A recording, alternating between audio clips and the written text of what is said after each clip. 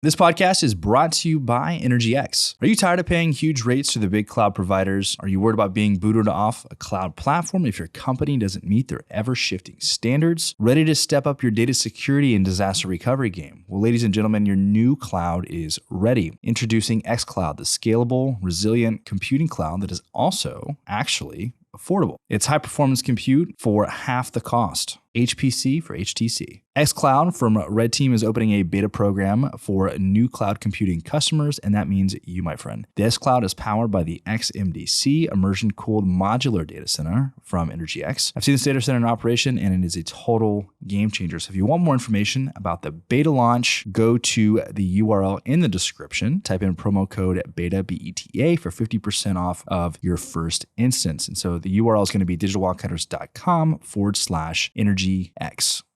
What's up, Wildcatters? Welcome back to another episode of the Oil and Gas Service Podcast. I've got good friends, Noel Combs, Jeff Bland from Lifecycle Power. Good to have you guys here. Thanks, Jake. Thank you. What do you guys do? Oh, man. Who wants to take that one? Power Throwing you the generation. hard questions right out the gate. Right off the gate. Very tough. Power generation. We specialize in mobile turbine generators. As like low jet as turbines? I mean, Basically they're the same thing. ones that are in. Mm-hmm. Yep. So mobile power generation, everything from 5 megawatts, 16.5 megawatts, 34.5 megawatts, and larger. We work in the utility industry, the oil and gas industry, data centers, mining. Anything that needs power, emergency response. So essentially, we're mobile power generation. Power podcasts too. You need that. You have a power podcast? No, we power podcasts. Oh, you could power a There you podcast. go. You definitely could power a podcast. Yeah, This requires practically no energy. It might be a little overkill, but we could definitely do it. So walk me through some of the applications. I do want to talk about some of the other stuff that you guys are doing around like data centers and stuff, particularly as it like pertains to like AI and stuff. But let's start off with the core oil and gas stuff. Like, what are the applications that you guys are? I think, the kind of biggest piece of our business right now is in the completion side. I mean, the need for production power is, it's still there, but as the utility fills in the gaps, then that kind of ebbs and flows. But certainly in the completion side, the need for temporary power or movable power is a big piece of the business. So in oil and gas, that constitutes a big chunk. We're doing about 35% of all the electric fracking currently, which is it's a great step forward. The electric thing, I just think everyone's starting to really realize the benefits of it. It's performance, it's fuel usage, it's cost. So we're right at the forefront of being able to make that happen. So let's talk about how has it been done before eFrac, right? So I'm assuming it's like diesel generators and stuff, right? Well, they've just been diesel frac pumps, right? And then some people were swapping over to dual fuel. So they were doing diesel and natural gas. And then, I mean, you still have some folks today that are running half e-fleets, and then the other half might be diesel or the dual fuel frac pumps. So essentially, historically, it's just been diesel frac pumps. Moving to dual fuel, now we're going the electric route and utilizing the field gas. And that's a benefit of using a turbine generator, is that we can utilize that field gas straight out of the ground, and it can actually handle a higher BTU content than some other generators out there, like the reciprocating engines.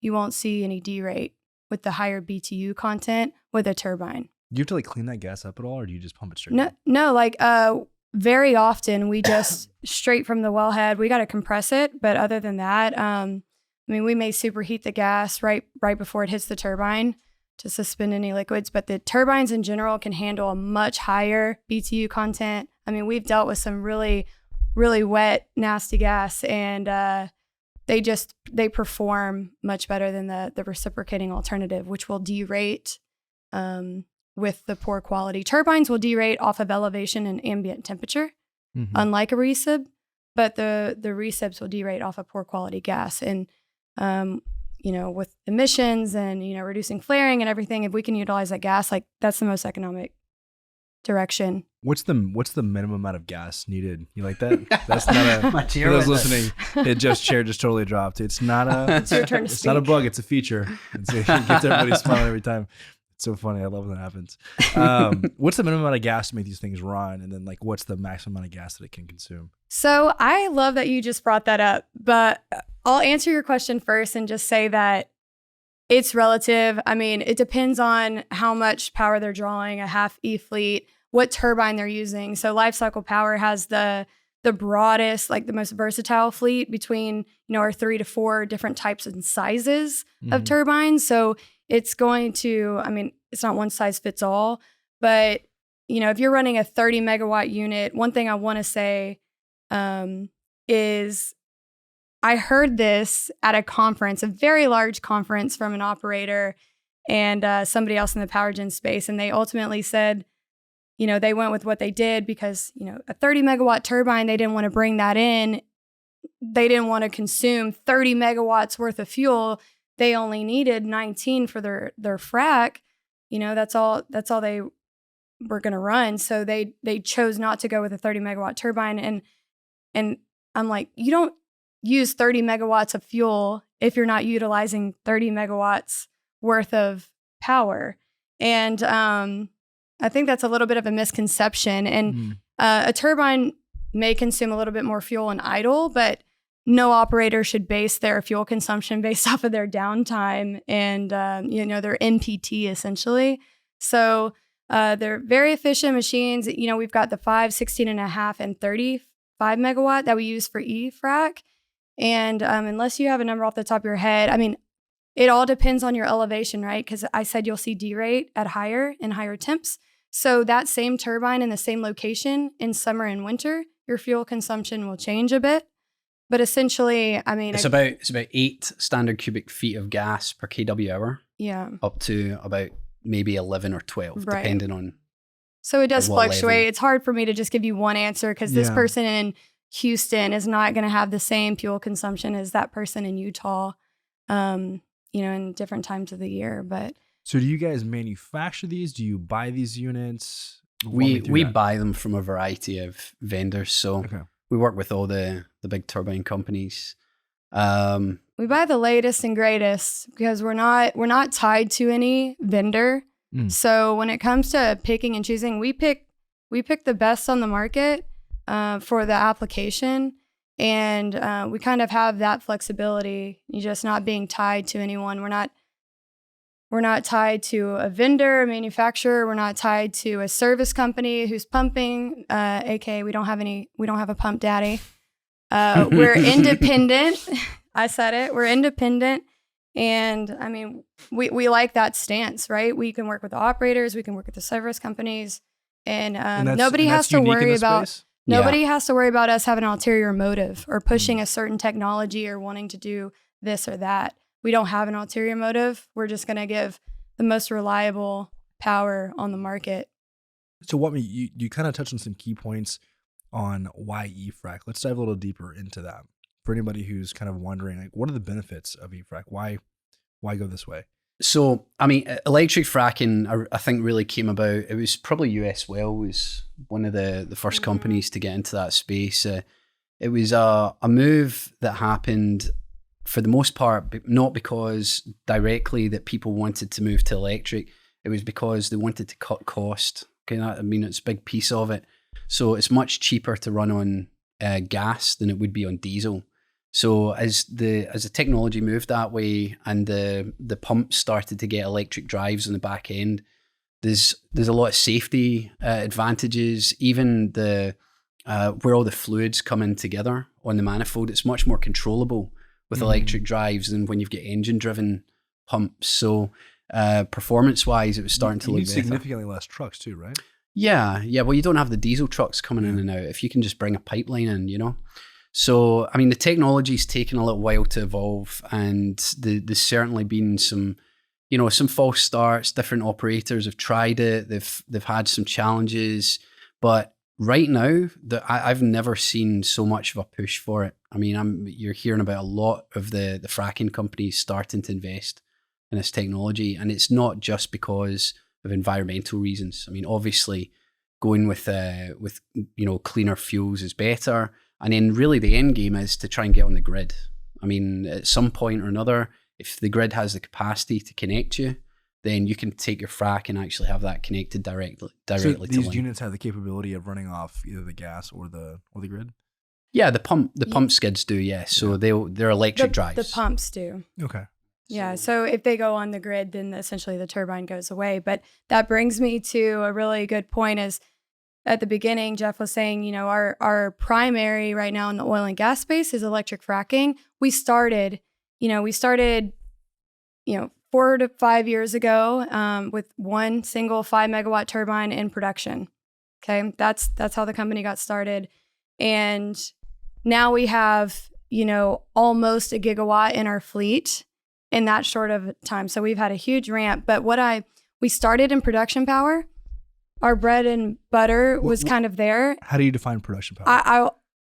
I'll get there right after this, but it kind of like switched to electric frac. Yeah. And I'm seeing in the last 6 months to year, the conversations going back to production power, powering ESPs, production facilities, anything of that sort, just on the production side. Once your well is drilled and then you're actually producing oil, you need to have the VFDs powered. So that's the production power.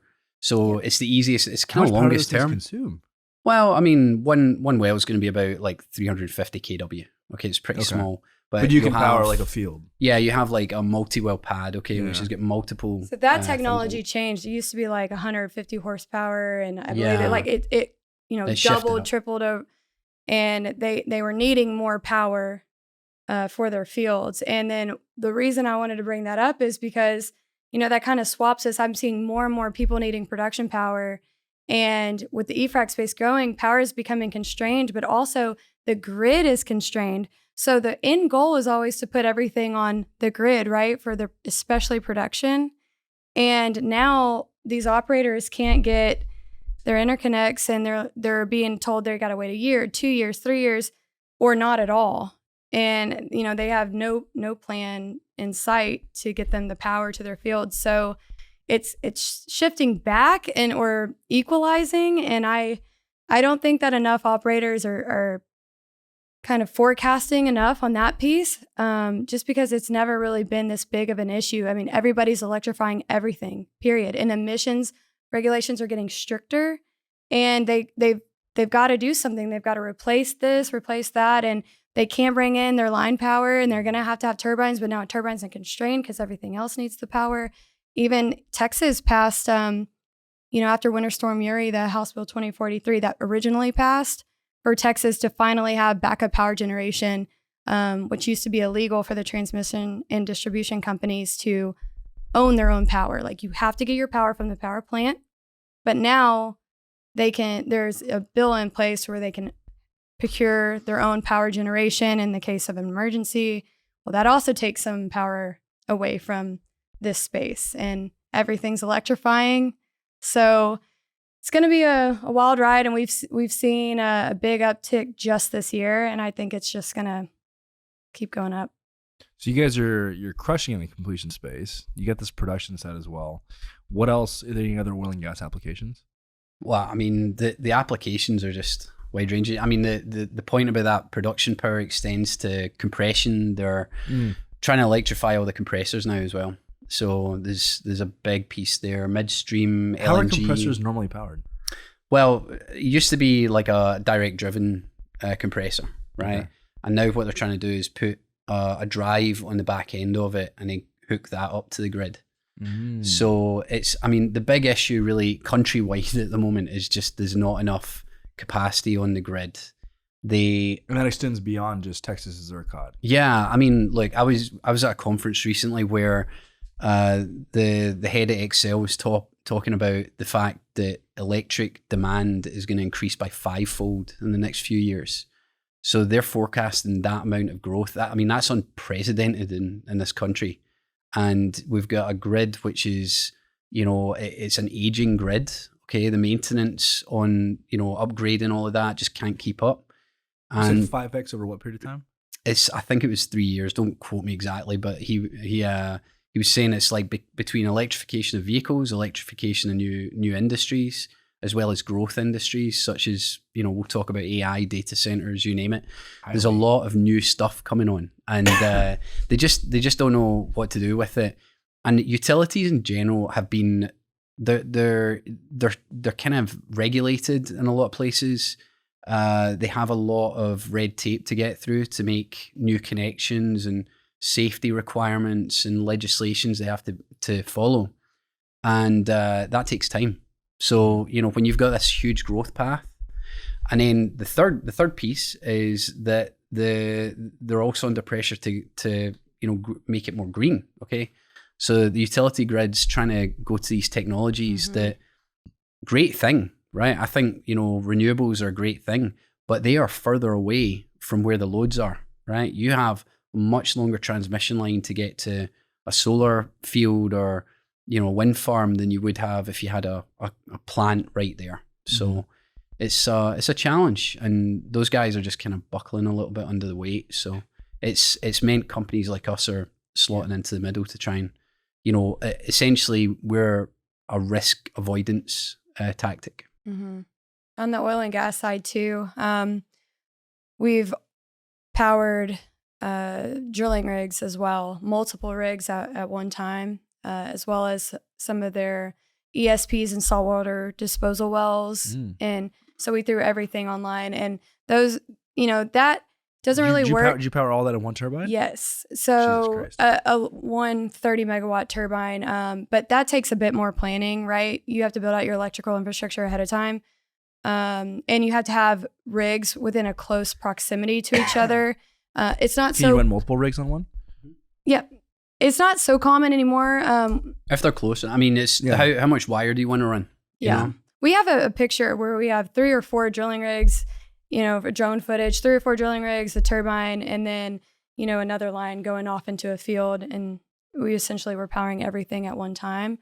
It's less common because there's not as many rigs drilling next to each other anymore. But one cool job we did for one of the majors was they had a bunch of produced water, right? So there's a cost there to ship that out. And turbines have this kind of unique feature that if you inject water into exhaust, you can actually reduce the emissions even further. So as a way to solve 2 problems at once, we were going to be on site for a couple of years in this location. So we put a little D-min skid next to the turbine, took the produced water and injected it directly into the turbine. So it's saving costs, saving emissions, and, increasing the capacity of the turbine at the same time. So it's cool. I mean, it's like, that's the sort of, that's really where Lifecycle cut our teeth. It was finding kind of innovative solutions to problems that the customers had. We'd figure it out, and then you become the expert in that space, and you become someone that they can trust. That's a good point, because so often we work with customers that are like, send me your gas specs, send me what you can handle.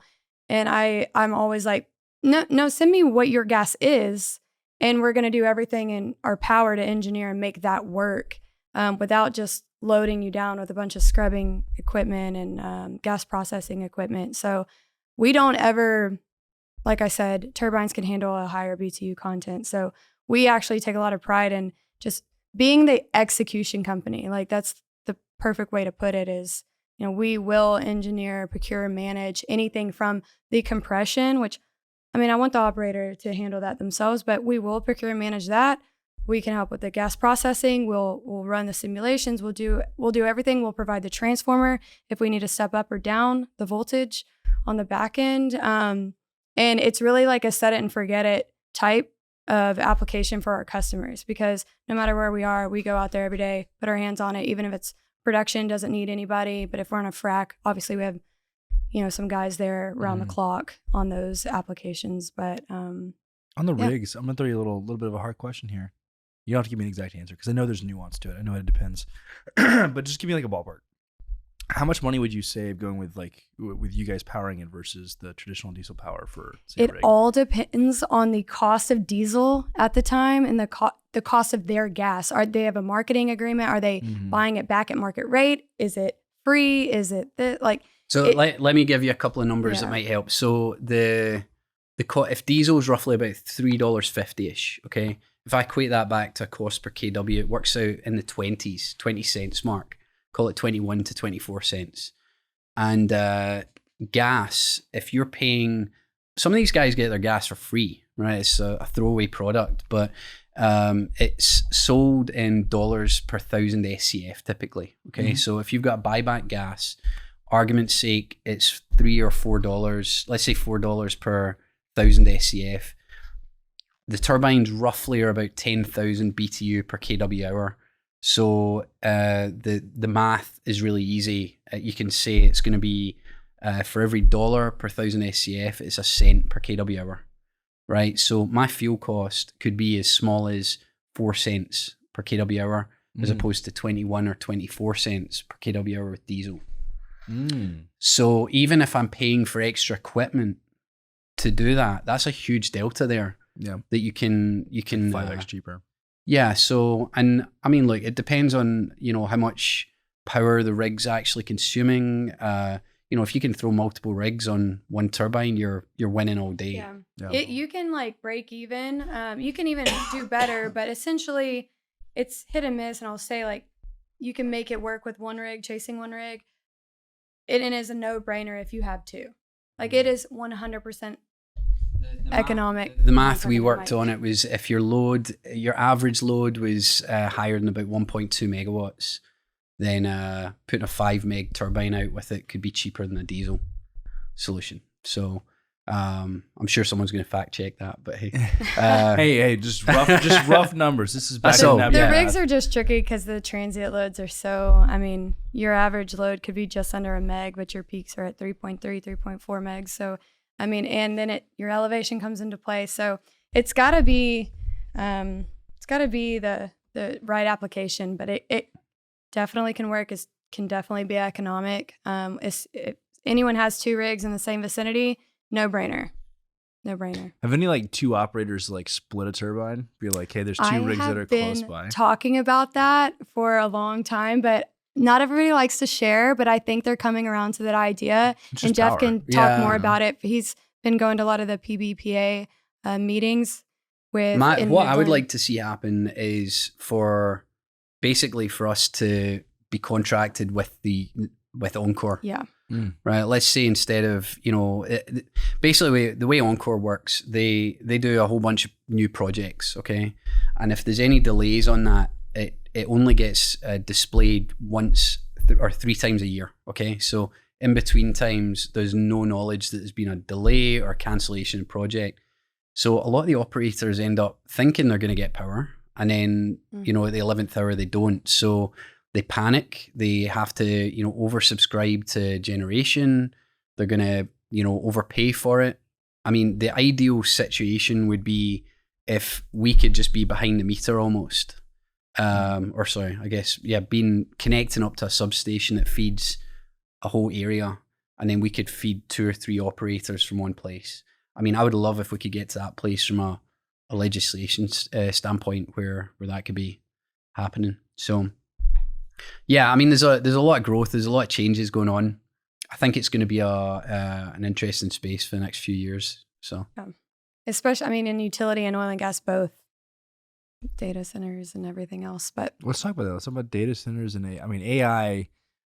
I don't think AI is, just based on my conversations with people, I don't think it's been accurately included in the calculations for demand over the next few years. And I think that the demand for AI is going to continue to skyrocket. I think it's going to consume way more energy than we're anticipating. And so I'm kind of curious, what are you guys doing on the data center side? I honestly feel that the utilities, if someone self-generates, they ignore that power need. Okay, it's not properly calculated. Mm-hmm. So a lot of the data centers, oil and gas customers, you name it, whoever it is, if they think there's a risk from the utility, they'll try and self-generate. And those pods, I mean, it's an interesting model they all have, because we're working with a lot of the different customers, but generally a building is roughly about 12 megawatts. Okay, and then they kind of they scale it that way. So they have kind of like, just in rack sizes, everything, it's kind of done in 12s. And the buildings can go all the way up to, if you're talking megawatts, it could be like 108 or 170 megawatts, right? That some of these guys are looking for. And that's a big amount of power. They want to get off the grid, right? For one option, but you're still connected to a grid. It's just a fuel grid instead of an electric grid. So there's challenges all the way around. Everyone's trying to fight for, the access to the pipeline or the access to the grid or, fast internet. So these weird places are popping up all over the country where these huge data centers are coming in. And it's massive. Every time you go and talk to these guys, it's huge amounts of power they're looking for. And at a certain point, it's like who pays wins, right? So, if they don't step up the generation piece in the country, there's going to be some shortfalls for sure. Yeah, I know of one site in particular in Rockdale, right outside of Austin. They consume 1 gigawatt. Yeah. Oh yeah. It's normal, but they and then because it's so critical, they have to have backup as well. So it's backups to the backups. So there's a lot that goes into them. Those guys are smart. They have a lot of things on their table to think of, and a lot of competing parts that have to all come together. My personal opinion is the AI is almost going to become like a national security issue. When you talk about some of the sort of global frictions that are going on, America's still got a bit of a step on other parts of the world in terms of, AI development, but it's only like 6 months ahead. So it doesn't take much to close that gap if there's a constraint. And I think that, power is one of those things. So even with all of our problems, are we better situated than other countries in terms of power? Well, it's not necessarily the power, but certainly the AI development. Yeah. This country has really spearheaded a lot of the advances. So that is I'll do a plug for my cousin's company. She works for Anthropic, and they're one of the big companies. They're one of the top 3 out there right now. Yeah. So she was telling me all about, they're looking at all the different situations that the countries are in. And it really comes down to how much processing power do you have? So that's the computers themselves. So the NVIDIA computers seem to be that's the standard. The standard at the moment. But then, if you can't power them, then that's going to be a bottleneck as well. So, you've got to do these huge training models on the data. It's not just storing the data. It's how do you process it? How do you actually make that into a product? And, it goes e-commerce. It goes, like I said, national security, military stuff. It could be, all manner of different industries are affected by that. Have y'all looked at like military applications? Obviously that's like, did my time in the Marines, and every time you go in the field, what we had to do, and obviously you don't need like massive amounts of powers for small like movements, but for larger, like a base in Afghanistan or something, you do, because you're powering a ton of stuff, right? And it's a perfect application because you need to power every single the comms equipment and the food and the housing and like everything. Like we just use diesel generators. Yeah, it's there's plenty of people out there providing power across the world. We're not the only people doing this. Okay, I don't think that we would ever profess to be like the only turbine company in the world. The U.S. has been keeping us busy. We are bidding on over like international bids all the time. And at the end of the day, applications here in the U.S. take precedence. Why would we send it over there when we're getting the same thing just right here? And I looked into it when I first started, but man, utility, especially after Winter Storm Uri, the backup power generation there, emergency response, and then oil and gas has been keeping us. I don't think you really touched on that fully, but like Storm Uri for Lifecycle was like that was our unicorn moment. We as a company, they changed the law and said utility companies had to have a backup in Texas, and Lifecycle won the entire contract. I think it had a lot to do with the fact that Lifecycle is based out of Houston. All of our employees and technicians are in Houston. Like, it was important to Centerpoint too to like contract with a company that like lived through what they're going to be aiding and assisting with, right?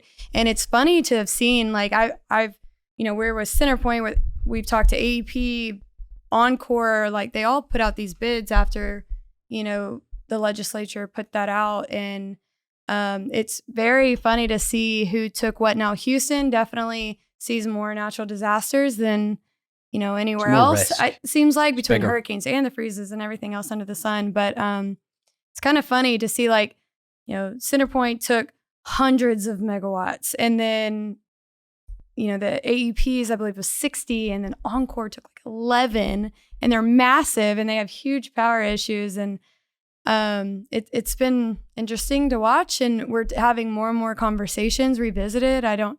It's their first time to deal with this too, right? So they're coming in very green, trying to learn this from scratch. And when we work with some other industries that aren't oil and gas, it's more of like a teaching moment sometimes.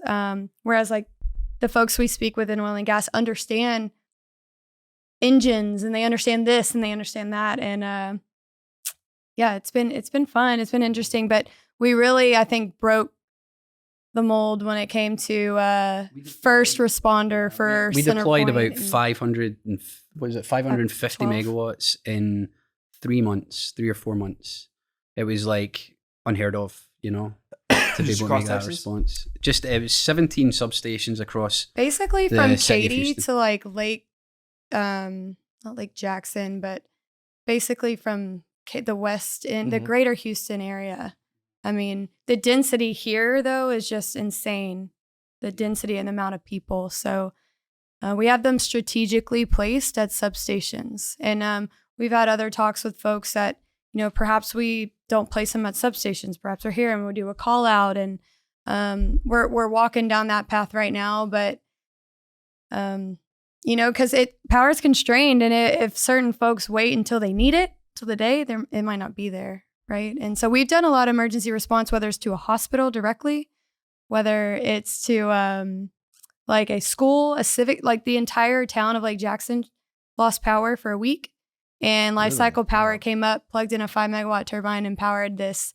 I don't know if it was called a civic center or similar, and people were sleeping on the floor and they were feeding them. And it was the city that came together, powered through Centerpoint by Lifecycle, because Centerpoint was proactive and took those measures for emergency for their customers.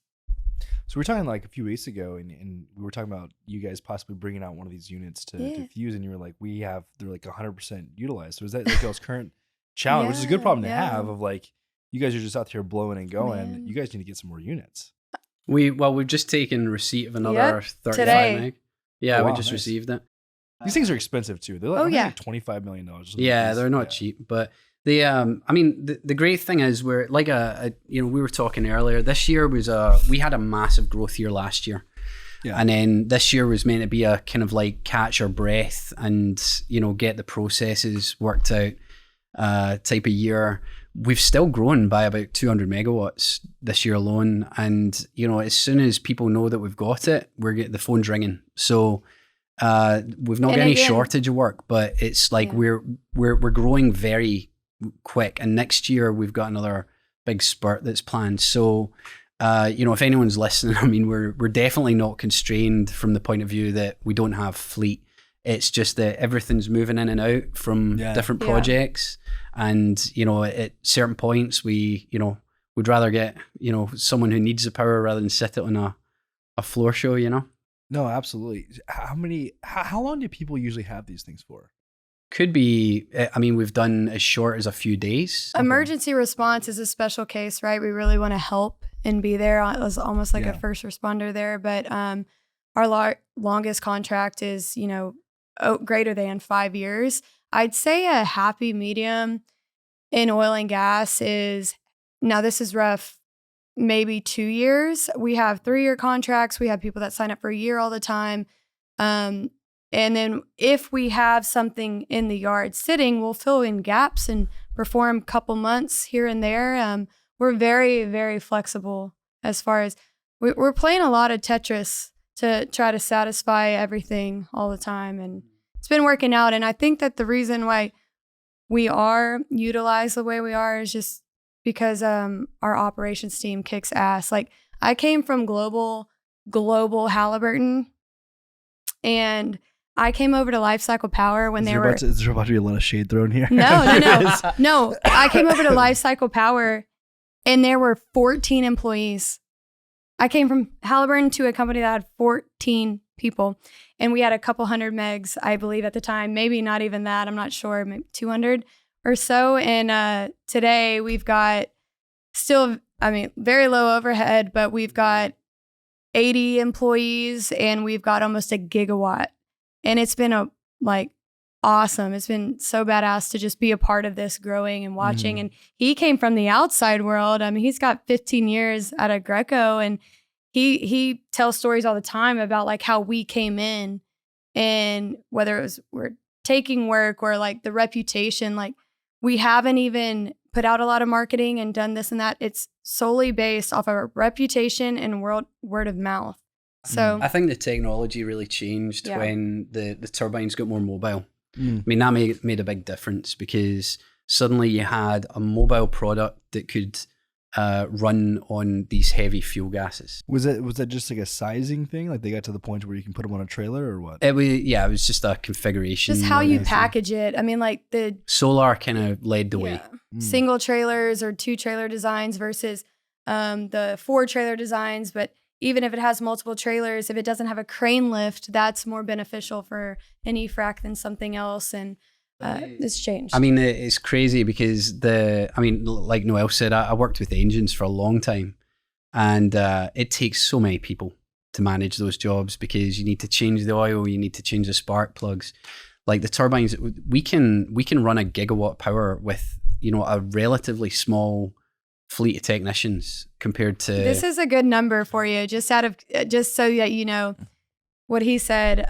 You have to shut down to do those things. And with a turbine, I think that there's one application where we ran it for 18 months, well over a year, without taking a single shutdown. Like it provided consistent power for. So is there practically no maintenance on these things? You have to do a bore scope, and what does that mean? That's where you stick a camera in basically and check the insides. Do water washes. Integrity thing, see if there's any cracks or warping. Yeah, so but the oil isn't something that has to be replaced as often. We change air filters regularly, especially in West Texas. But it's all external. It's not things. But that it can be done on the fly while it's running. Yeah. Yeah, it's really, that's the biggest thing for me changing over, was just the fact that, you need, let's say we were doing the same number of fleets. We're doing about 9 or 10 fleets at the moment in an e-frac. If we were doing that with engines, we'd need probably 6 or 7 times the number of people just to manage. And then it's all the, all of the consumables and everything like that. It becomes a big operation. So, just as a business, it's allowed us to, be lean, grow quick, react to our customers' problems, and, focus on them instead of our own. That's one of the things about electric cars. There is one massive benefit. Forget everything else about whether it's actually green or not. In terms of a consumer product for people who don't know anything about maintaining a vehicle, you don't have to change the oil anymore. Don't have to change the spark plugs. Yeah. There's a lot of maintenance. You still have to change the brake pads. You still have to change tires, things like that. Right? The battery. Yeah, but there's much less than you would with the internal combustion engine. So there's one side. No, I think there's a lot. The acceleration for me is the big advantage. Like I thought, if you've ever ridden an electric car, it's like a super fun experience. But electrification of things helps us grow as well. It's not a bad thing if, they want to do all these extra industries, but it's really just, it's everything that, all the other steps in the chain. That's the hard part. Where have they all been upgraded the same way that the end consumer piece has? So, yeah. Guys, this has been awesome. I feel like I learned a lot about power. Did you? I know it's like drinking through a fire hose, because it's hard to talk about multiple industries being utilized in multiple different ways and multiple angles. And then you have the competition is totally different technology. So it's a lot to consume in a short amount of time. We're very excited about Fuse as well. The work that you guys do, we spoke about it the other day, and I actually I posted about it today, but you know, I've had ad agencies say they will not work with companies that work with oil and gas companies. Oh, yeah. That's a thing. And I find that incredible, you know, that's even a thing. You know, this is a very important industry for so many things, and people are too quick to, you know, shoot it down and say, no, we're just walking away from that completely. It comes from a lack of understanding. And I think that, I give people a little bit more grace because you don't know what you don't know. And so, you know, we as an industry have totally failed at telling our own story, right? And so there's a void there, and the activists have come in and filled that void with great storytelling and have really captured the hearts and minds of people. And so, yeah, it's unfortunate, but that's the reality that we live in. But it's an amazing industry. And so we've talked about, you know, how could we also help with attracting more people to the industry, whether it's, you know, different kinds of content, different kinds of events that are more geared towards bringing people in and like attracting them to, you know, various, you know, jobs and roles at different companies and stuff. So it's an exciting time. I mean, we'd love to get more young people in our business as well, Jake. So if, you know, if any of your listeners are, you know, interested in turbines or power or think that it sounds like an exciting place to be, we'd love to hear from them as well. So absolutely, even if it's just replacements. Do you guys have any job openings right now? Yeah, I mean, we're looking for people all the time right now. Awesome. So yeah, just reach out. Our you know, I'm sure you can pass on our details, but it's a really growing. fun. We can't hire quickly enough.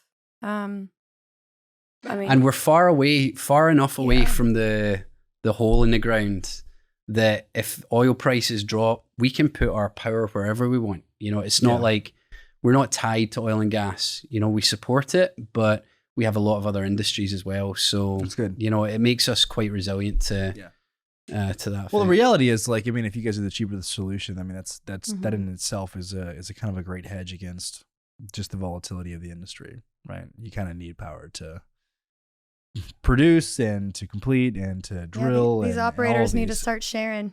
Can share the microgrid power. I want to see it. Yeah, we got to make it's gonna happen. No, remember, I was looking for a pump daddy too. She's looking for a pump daddy. I forgot I said that. So if anybody's listening, they want to learn more about you guys, meet you guys. Where's the best place to send them? Well, we have our website's www.lifecyclepower.com. Okay. You can reach out to your power needs at lifecyclepower.com. Okay. And we'll pass on our details directly so they can reach out to you guys at Digital Wildcat or LinkedIn. Noel Combs, Jeff Bland. Yeah, we're always floating about somewhere in there. So, well, guys, we're always on a plane. This has been great. Thank you. Cheers. Cheers. It's good to finally make this happen. Yeah, we finally got Noel worked up to come on the podcast after years. I'll tell you what I want edited out after we close this. All right, guys. If you like the episode, take 2 seconds. Pass it along to all your colleagues, and we'll catch you guys in the next episode.